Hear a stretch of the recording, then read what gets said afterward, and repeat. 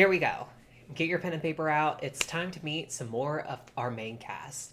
I know I've already thrown like 20 names at you in between the cast, the chat, the gangs, but bear with me. We will meet them all soon enough. It's not like there will be another half a dozen or so more characters within the next 15 episodes that we'll have to meet or anything, right? Right? Hello, and welcome back to another in-depth breakdown of every single episode of Durarara. And today we are going to be talking all about episode 2. Like I said in the intro, we will be getting to meet some more of our characters, along with some more storytelling techniques and motifs that we will be seeing throughout the story at large. So, without further ado, episode 2, Highly Unpredictable. Let's talk about the opening credits again, because from now on, there will be about a 30-second recap of the previous episode in the middle of the opening. And this really makes me think that this cast roster like opening was truly designed with helping the audience keep track of everything. Because as the plot gets more convoluted, these 30 seconds, along with the constant name reminders, really help foster a better understanding of what's going on in the story. And I really want to quickly point out that during this 30-second recap, there is this gnarly guitar solo that just really hypes up the final chorus of the song. It's so great. Anyways, now we can talk about the meat of the episode. It begins with an entrance ceremony at the school Eminem are going to, and we hear a voice we haven't heard start narrating. She asks the audience, "Right now, is this truly reality you are looking at? The things you see every day are the same as always." And then she trails off as someone, probably the principal of the school, speaks into a microphone at the ceremony. We get to see the two boys smiling at each other before Mikado turns around to see a girl with glasses. The camera shifts to see her from a different angle, and then the camera pans down to her chest. I know, gross, but we can immediately surmise that we are looking through the eyes of a teacher. As the camera switches back over, and we get to see said teacher oogling this high school girl. We'll call him Creepy Teach. The girl catches Creepy Teach, and it seems like so does Mikado. Either that or Mikado's making Google eyes at her. I can't really tell. Either way, we quickly move into the classroom where we learn that the girl's name is Anri Sonohara, and she is in the same class as Mikado. The narrator comes in again during this transition, continuing her questions, but now it seems more like she's talking in second person, describing the things that not you as the audience, but you as in someone living in this world might be experiencing as a normal day. And I really like how she describes Anri as a girl who seems otherworldly. I can't figure out if this is colored by Mikado's sudden fascination with her, or to foreshadow Anri's own story. But I'll try to remember to talk about that when we get to it. We also get to see the girl who got kidnapped is also going to the school. Her name is Rio, and she seems fine enough. But the narrator tells us that she's a girl with a dark side. And I absolutely know that this is foreshadowing for her story. And before my least favorite character shows up, we learn that another girl is absent from class. So let's talk about Sageji. He is late on his first day of school, but this doesn't really bother him because he promptly introduces himself and then says he will never be back to the school again, and then leaves. As much as I dislike him and his whole storyline, he's a fucking little weirdo, he does know how to leave a lasting impression on people. Now, during his introduction, the narrator says something very important to the biggest conversation of the whole anime. She says, "But sometimes, for no apparent reason at all, you can see the hint of another reality. A crack suddenly appearing in your peaceful, everyday life throws you off guard, making you rethink things." So Durarara's magic comes from its many different storylines and how these stories that seem so disconnected, happening all over Ikebukuro at the same time, can be interwoven, and what happens when these stories start overlapping. It's all about this idea that someone being able to, for no apparent reason at all, see a hint of another reality, and what happens when said person takes the chance to interact with that reality. Thesis. There is such a smooth transition in narration as we shift back to Rio, staring out the window, and the narrator says that there might be a girl who saw such a crack. 2 days ago, she should have died. Cue commercials. This episode will focus a lot on Rio and how she came to get kidnapped, but this is less of a character breakdown for Rio, because Rio's story is more like a vessel in which we get to see more of the other things happening in Ikebukuro, while also getting to experience what it might feel like to be someone who peeks into another reality. The narrator tells us that Rio's life had mostly been normal, until one day in middle school she learned that her father was cheating on her mother from photos left in the mailbox. The inciting incident, you might call it. Instead of telling her mom, she kept the feelings buried, which caused her to seek out someone, anyone, who might relate to her feelings of despair. She begins talking to someone online, finding them via a forum titled, "Everything Sucks, I Just Want to Disappear."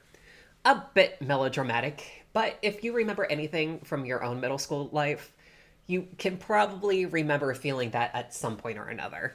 Anyway, she tells this online friend that suddenly all of the normal parts of her life took on an awful tone. Her dad's jokes, the family dinners, it was suddenly all lies. And when she puts the photos in the mail for her mom to find, her mom doesn't do anything.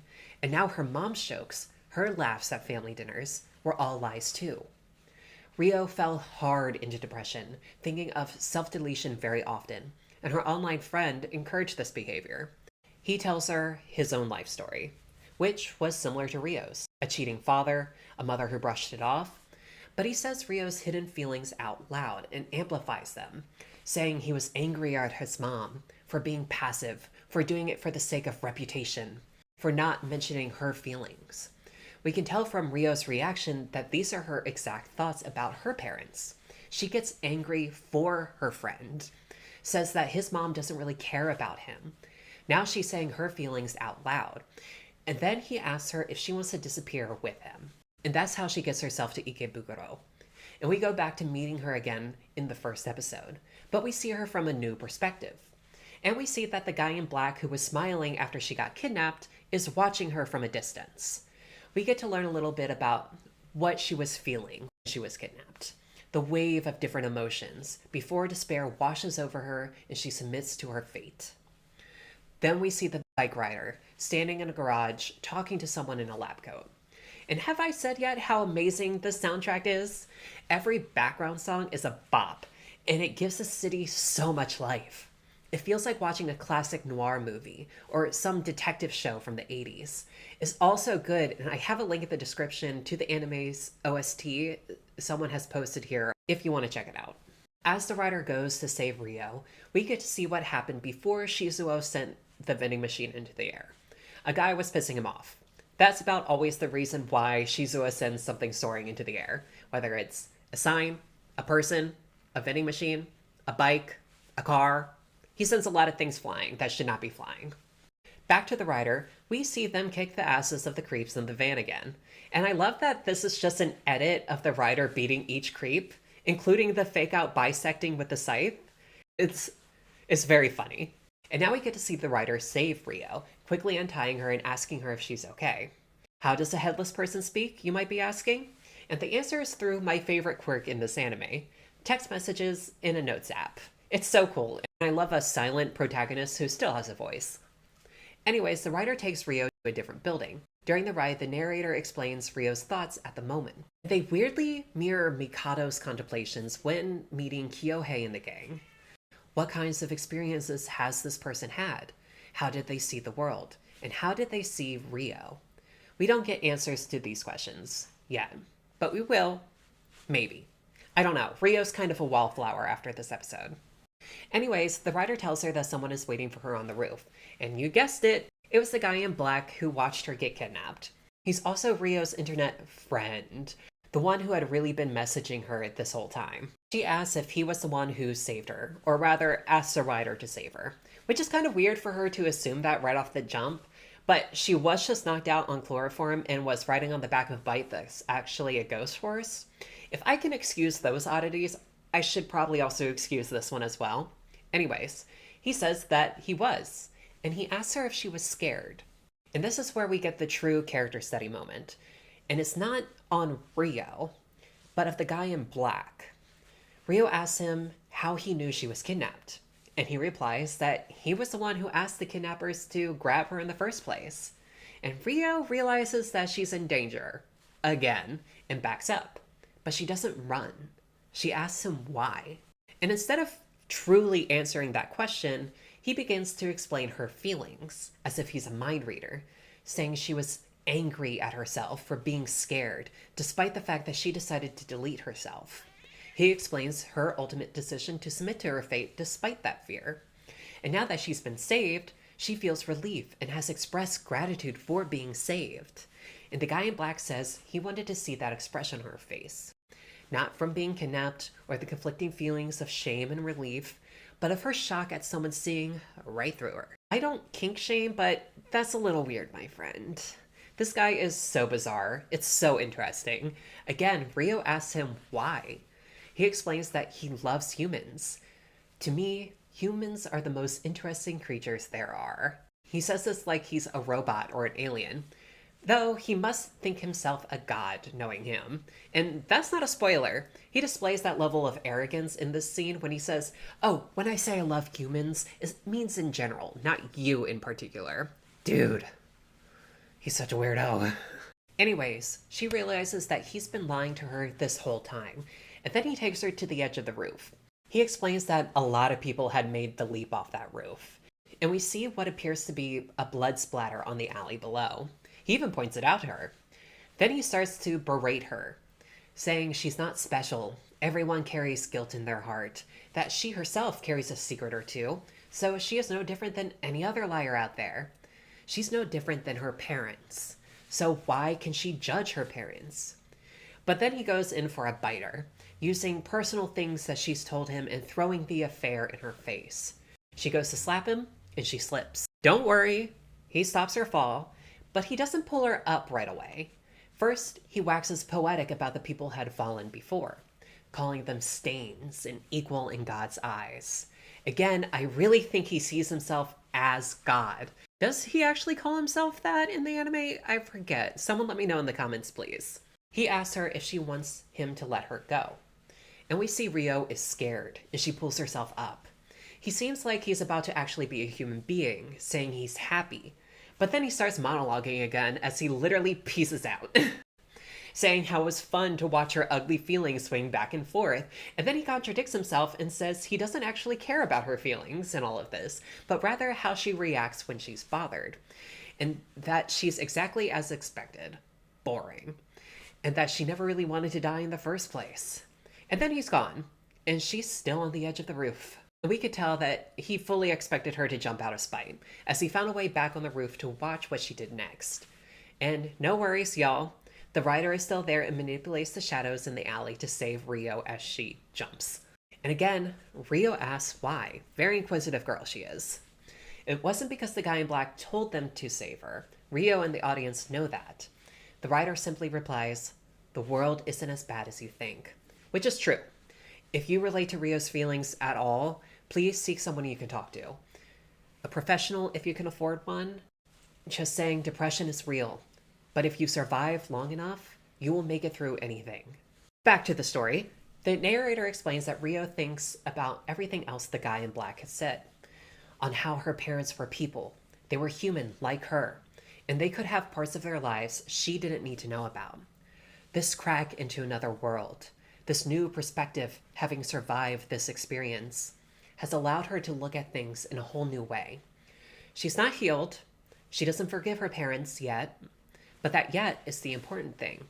It promises that she will someday, thus looping us back to the opening narration. See how that spiral and mirrored storytelling is working now?